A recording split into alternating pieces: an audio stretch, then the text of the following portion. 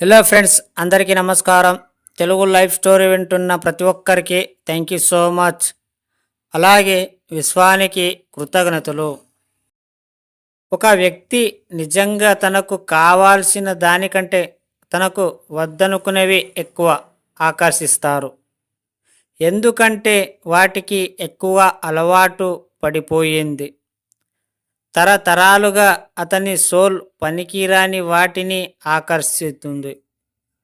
అందుకే పదే పదే జీవితంలో దెబ్బల తినడం జరుగుతుంది. ఒక పిల్లవాడు స్కూల్కి బయలుదేరే ముందు లేదా ఎవరైనా ఊరికి బయలుదేరే ముందు ఇంట్లో వాళ్ళు వారికి ఎన్నో రకాల జాగ్రత్తలు భయాలు చెప్పడం జరుగుతుంది. వారు శుభ్రంగా వెళుతున్నామంటే బాయ్ చెబితే సరిపోతుంది. కానీ మీరు ఇచ్చిన జాగ్రత్తలు భయాల వల్ల వారి ఇన్నర్ మైండ్ నెగటివ్స్ని తీసుకొని ఏదో ప్రమాదం జరిగే అవకాశం ఉంది. అతని లక్ష్యం కన్నా మీ జాగ్రత్త భయం మీదేనే అతని దృష్టి ఉండటం వల్ల అదే స్వీకరించడం జరుగుతుంది. డబ్బు సంపాదన విషయానికి వచ్చినప్పుడు కూడా ఇలాంటి జాగ్రత్తలు తీసుకోవడం వల్ల సర్వం పోగొట్టుకోవడం లేదా అప్పులు పాలవ్వడం జరుగుతుంది. డబ్బు అందరికీ కావాలి, కానీ ఒక మోస్తరు మటుకి అవసరాన్ని మించి డబ్బు వచ్చినప్పుడు భయం మొదలవుతుంది. ఉన్న ఫలంగా ఏం చేయాలో తెలియక ఏదో చేసేసి దేంట్లోనో ఇరుక్కుపోవడం జరుగుతుంది. అందుకే ఇక నుండి మీకు కావాల్సిన డబ్బుని ఆకర్షించాలంటే ముందుగా దానికై ఒక ప్లాన్ ఇవ్వండి. అప్పుడే అది సరైన దారిలో మీరు ఉపయోగించగలుగుతారు.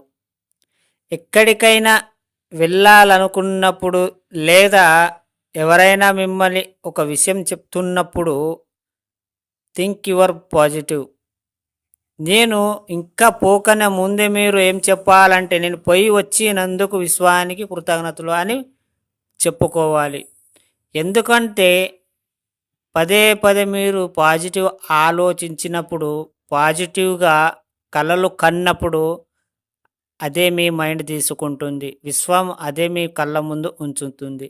ఎక్కడైనా సరే పోయేటప్పుడు మధ్యలో ఎక్కడైనా యాక్సిడెంట్ కానీ ఏదో ఒక నెగటివ్స్ చూసినప్పుడు మనకు కూడా జరుగుతుందేమో అని నెగిటివ్ థాట్స్ వస్తూ ఉంటాయి. సో అలా కాకుండా మీరు ఎప్పుడు ఎక్కడికి వెళ్ళినా సరే నెగటివ్స్ని చూడకండి, నెగటివ్స్ని వినకండి. ఎందుకంటే చూసినప్పుడల్లా నీ మైండ్ డిస్టర్బ్ అవుతుంది. అర్థమైందా ఫ్రెండ్స్? Think your positive. మీరు ఎంత పాజిటివ్గా ఆలోచిస్తే అంత మీ మైండ్ పాజిటివ్ ఇస్తుంది. అర్థం చేసుకోండి. ఎందుకంటే వినడానికి కొంచెం పిచ్చోళ్ళు అనుకుంటారు, కానీ దీంట్లో ఎంత నిజం ఉన్నదంటే అర్థం చేసుకొని మీరు కొన్ని రోజులు పాటిస్తే మాత్రం తెలుస్తుంది. ఏ విషయంలోనైనా సరే కొన్ని రోజులు మీరు ఒక్కొక్కటి పరిశోధన చేసినప్పుడే అవగాహన వస్తుంది. అర్థమైందా? ఈ స్టోరీ విన్న ప్రతి ఒక్కరికి థ్యాంక్ యూ సో మచ్. అలాగే విశ్వానికి కృతజ్ఞతలు.